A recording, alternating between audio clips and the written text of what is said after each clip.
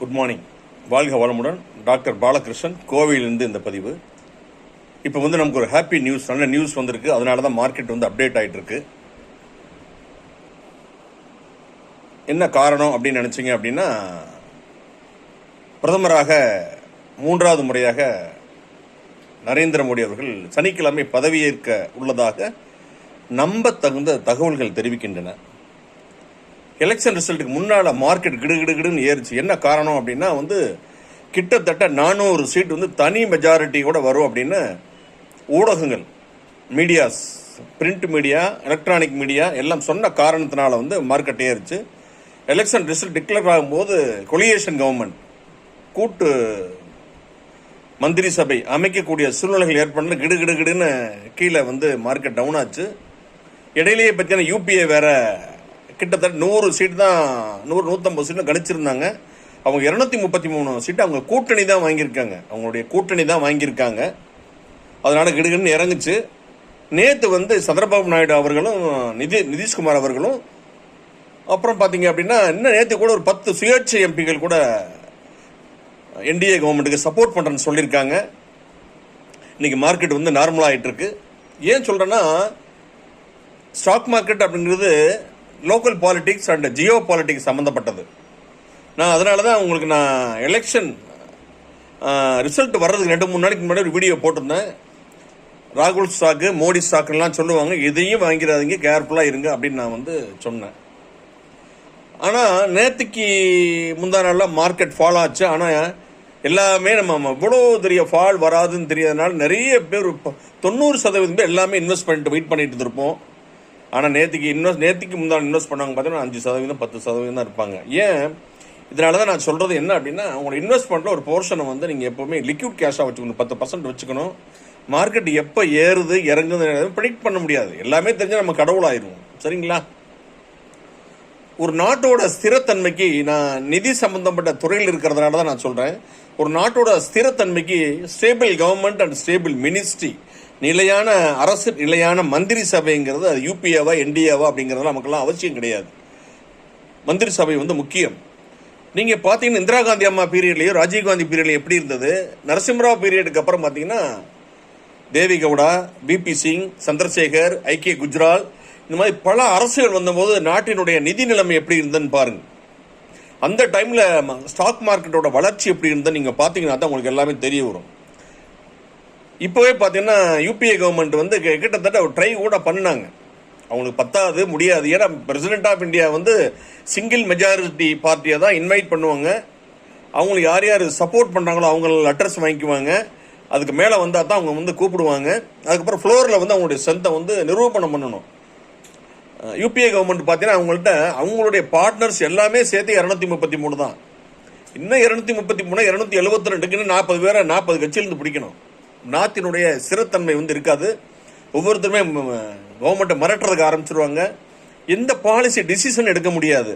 மறுபடியும் நம்ம ஒரு 50 வருஷம் பின்னோக்கி தான் நம்ம போக வேண்டிய சூழ்நிலை ஏற்பட்டிருக்கும். உண்மையிலேயே இந்த அற்புதமான ஒரு மோடி அவர்கள் மீண்டும் தேர்ந்தெடுக்கப்பட்டதுக்கு நம்ம ஒரு இறைவனுக்கு தான் நன்றி சொல்லணும். நான் அரசியல் கட்சியை பற்றி பேசல, நாட்டினுடைய ஸ்திரத்தன்மை வேணும். இல்லைன்னா ஸ்ரீலங்கா மாதிரி தான் எக்கானமி கொலாப்ஸ் ஆயிரும். எக்கானமி கொலாப்ஸ் ஆயிடுச்சு, எல்லாருக்குமே பாதிப்பு தான். மேலேருந்து கீழே வர எல்லாருமே பாதிப்பு. ஸோ இப்போ என்டிஏ கவர்மெண்ட் எதிர்பார்த்த அளவுக்கு ஏன் சீட்ஸ் வின் பண்ண முடியலன்னா, அது டைரெக்டாக நிறைய நல்ல விஷயங்கள் நடந்திருக்கு. நாட்டினுடைய ஸ்திரத்தன்மை, நாட்டினுடைய பாதுகாப்பு எல்லாமே இன்ஃப்ராஸ்ட்ரக்சர், உள்கட்டமைப்பு வசதி டெவலப் ஆயிருக்கு. அது கீழே டவுன் ரோடன் பீப்புள்னு சொல்லுவாங்க. அவங்கள போய் ரீச் ஆயிருக்கு அப்படின்னா, வீடு கட்டுறதுக்கு 2,67,000 கொடுக்குறாங்க, விவசாயிகளுக்கு பணம் கொடுக்குறாங்க, எல்லாமே கொடுக்குறாங்க. டவுன் ரோடன் அந்நாடங்க ஆட்சிகளுக்கு போய் ரீச் ஆகுதா அப்படின்னா ரீச் ஆகலை. டைரெக்டாக ஜிஎஸ்டினால மிகப்பெரிய பாதிப்பு. இப்போ புதுசாக பதவியேற்குள்ள என்டிஏ கவர்மெண்ட் என்ன செய்யணும்னா, ஃபினான்ஸ் மினிஸ்ட்ரி யாராக இருந்தாலும் பரவாயில்ல, ஜிஎஸ்டி நீங்கள் ரீகன்சிடர் பண்ணணும். அத்தியாவசிய பொருட்களுக்கெல்லாம் 2, 3, 4% மேலே நீங்கள் ஜிஎஸ்டி போடக்கூடாது. நிச்சயமாகவே ஜிஎஸ்டி மிடில் கிளாஸ் பீப்புளை பாதிச்சிருக்கு. அதே மாதிரி பார்த்தீங்கன்னா இந்த சர்வீஸ் டேக்ஸ் கொண்டு வந்தது பார்த்தீங்கன்னா, நம்ம இன்சூரன்ஸ்க்குலாம் டேக்ஸ் பண்ணது யூபிஏ கவர்மெண்ட். நம்ம சிதம்பரம் மினிஸ்டராக இருக்கும்போது கொண்டு வந்தார். அந்த சர்வீஸ் டாக்ஸ் தென் ஜிஎஸ்டியா மாறியாச்சு. கிட்டத்தட்ட 4.5% வந்து லைஃப் இன்சூரன்ஸ் பிரீமியத்துக்கு வாங்குறாங்க. இது வந்து நிச்சயமாக வந்து இப்போ வரக்கூடிய புதிய என்டிஏ கவர்மெண்ட் வந்து நிச்சயமாகவே அதை ரிமூவ் பண்ணணும். நீங்கள் ஏன்னா எல்ஐசி அப்படிங்கிறது பார்த்தீங்கன்னா இந்த பணத்தை வாங்கி மற்ற பேங்க்கில் பார்த்தீங்கன்னா பணத்தை வாங்கிட்டு என்பி ஆயிரும். எல்ஐசியோட பணம் வந்து நாட்டோட முழு உள்கட்டமைப்பு வசதிகளுக்கு மட்டுமே பயன்படுத்தப்படுகிறது. கவர்மெண்ட் சொல்லக்கூடிய சோசியல் அந்த சர்வீசஸ் ஸ்கீம் எல்லாமே எல்ஐசி இம்ப்ளிமெண்ட் பண்ணது. ஒரு பொதுத்துறை நிறுவனம் எப்படி இயங்க வேண்டும் என்பதற்கு மிகப்பெரிய உதாரணம். நிச்சயமாகவே எல்ஐசிக்கு இருக்கிற ஜிஎஸ்டி வந்து மத்திய அரசு நிச்சயமாகவே சுத்தமாக ரிமூவ் பண்ணிடணும். அதே மாதிரி ஹெல்த் இன்சூரன்ஸ் வந்து 18% ரொம்ப அபரிதமான வரி. இதெல்லாமே நிச்சயம் என்டிஏ கவர்மெண்ட்டை பாதிச்சிருக்கு என்னுடைய கருத்துக்கள். அதனால வந்து எசென்சியல் கமாடிட்டிஸ் அரிசி பருப்பு எண்ணெய்க்கெல்லாம் வந்து ரொம்ப வெரி லெஸ் ஜிஎஸ்டி போடணும். அதே மாதிரி வந்து பார்த்தீங்கன்னா எல்ஐசிக்கு வந்து நீங்கள் ஜிஎஸ்டியை ரிமூவ் பண்ணணும்.